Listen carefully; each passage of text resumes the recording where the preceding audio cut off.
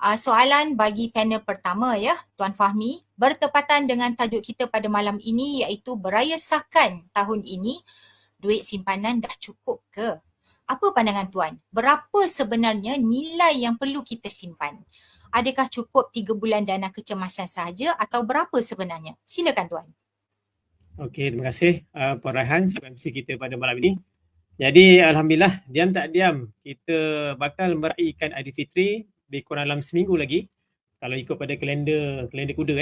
Jadi saya pasti tuan-puan sudah ada perancangan nak balik kampung bila, nak beraya di mana, semua dah ada. Jadi di samping itu, kita di kala waktu perayaan, kita jangan lupa kita perlu ada simpanan sebab kita meraihkan perayaan ni dalam tempoh mungkin dah seminggu dua je. Walaupun ramai di antara kita yang ada culture raya ni sebulan. Tapi jangan lupa perbelanjaan yang selepas itu jauh lebih penting daripada kita hanya berbelanja pada waktu raya. Dan saya nak share perkongsian daripada yang saya belajar daripada ilmu daripada Puan Maria Ramli dalam seminar Membina 1 Juta Pertama, bahawa beliau mengatakan bahawa menyimpan ni bukannya senang, dia agak sukar tanpa ilmu dan disiplin. Dan pada tahun lepas ada akhbar menyatakan lebih daripada 75% rakyat Malaysia tiada simpanan walaupun RM1,000 walaupun sudah telah bekerja lama. Jadi ini satu statement yang agak orang kata agak bahayalah. Jadi untuk kita nak adakan satu konsep ataupun satu simpanan yang ideal, dan bagi yang family, dia afdalnya tuan-puan kena simpan at least 10% daripada pendapatan setiap kali dapat gaji. Jadi kalau katakan suami isteri ada pendapatan, jadi tipsnya yang mudah, husband punya pendapatan digunakan untuk perbelanjaan keluarga, manakala wife punya pendapatan akan disimpan untuk kegunaan masa depan. Bagi mereka yang masih bujang, mereka perlu simpan lebih banyak, iaitu sehingga 30% daripada nilai pendapatan, sebab mereka ada dua keadaan yang penting, iaitu untuk future simpanan dan juga mereka punya kata perancangan untuk berkahwin dan insyaAllah membeli rumah yang pertama. Jadi mereka kesimpan 30%. Dan macam mana kita nak bagi-bagikan? Okey, jadi saya kongsi lagi, kita perlu bahagikan dalam 3 kategori untuk simpanan sebagai kecemasan dan juga reserve fund. Jadi kita boleh pecahkan kepada 3 keadaan, di mana yang pertama simpanan untuk jangka masa pendek.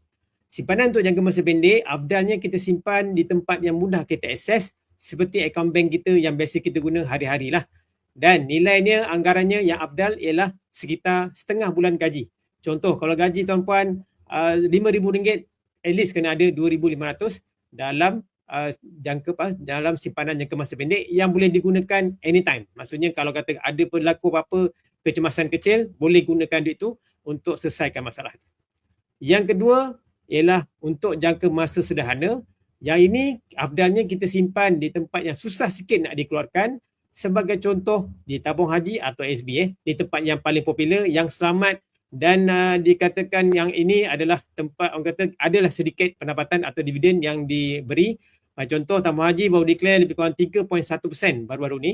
Jadi bertambahlah simpanan yang untuk kita gunakan untuk jangka masa sederhana.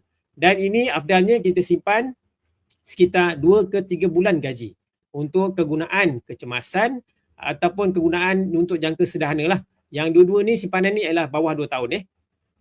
Okey, jadi untuk jangka masa panjang, ini kita kena fikir lebih besar, di mana apa yang kita simpan tadi kita kena letak sini bahagian yang paling tinggi, iaitu untuk yang lebih selamat kita boleh simpan dalam bentuk emas. Sebab emas ni dia kalis inflasi dan juga ia susah nak kata sebagai ubat untuk kebocoran simpanan.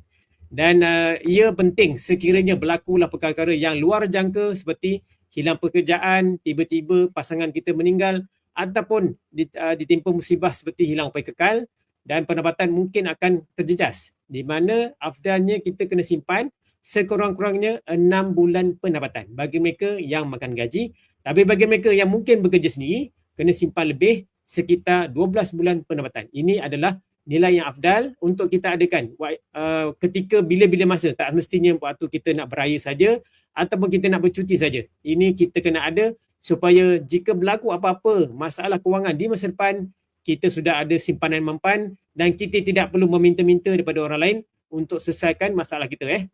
Jadi saya rasa takat ni dulu perkongsian saya. Saya pulangkan semula kepada Puan Raihan, moderator kita. Silakan.